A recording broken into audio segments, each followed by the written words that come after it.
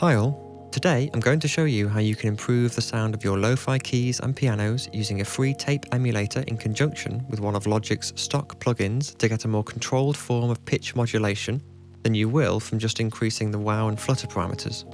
And a quick side note, you can actually do this with any DAW. For those of you that don't know, you can download this plugin for free. It's called Cassette Tape 2 by Calum Audio, and like many tape emulators, it has the typical wow and flutter controls. Just to quickly explain, flutter introduces new harmonics, including subharmonics, and modulates these new harmonics across the frequency spectrum, whereas wow modulates the pitch of the existing signal and gives us that typical warble tape effect associated with old cassettes.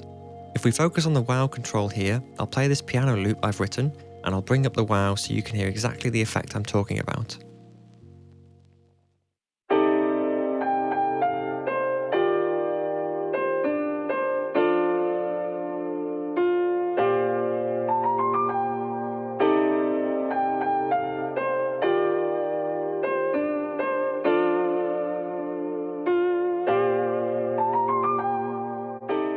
So you get the idea here, but the problem I found is that I'm wanting more of this effect, but when I drive this parameter above 10-15%, everything just starts to sound super cheap and unconvincing.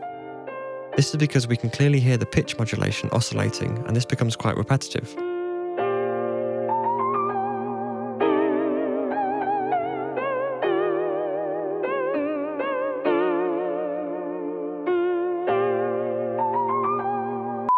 So, I've come up with a solution for this, and it involves using Logic's pitch correction plugin after our tape emulation plugin to help control the pitch modulation over time.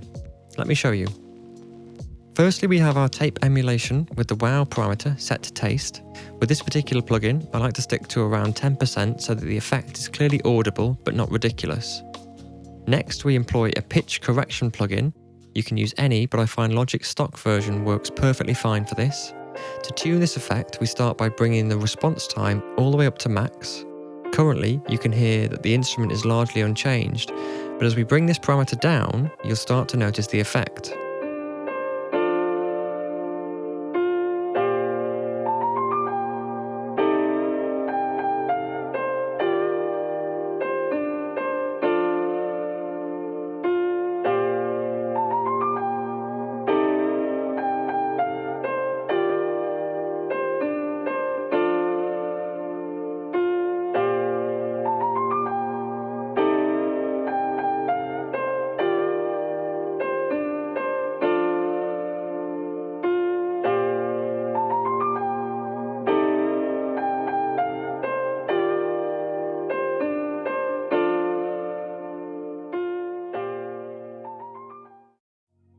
What's happening here is that the pitch correction is simply kicking in faster as we reduce the response time. So think of this much like setting an attack on an envelope. And as with sound designing any instrument, the attack is set to taste, so be sure to experiment with what works for your track in particular. Because of this fast attack, we get two pleasing results. Firstly, a fast attack means less time for the plugin to do its work, and so we hear a lot more drastic pitch correction early on. In other words, the modulation of the pitch is very noticeable, with every new note transient played by our instrument.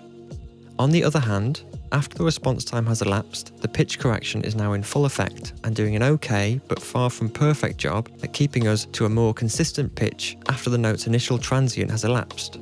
This means that the pitch modulation caused by our tape emulator is being somewhat smoothed out as the notes of our instrument sustain and decay over time.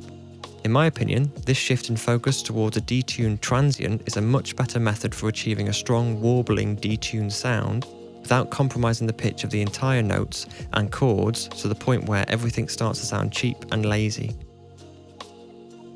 To finish up, here are a few other examples of this effect on various synth sounds. I hope you found some value in this tip. Hit that like button if you did, and I'll see you in the next video.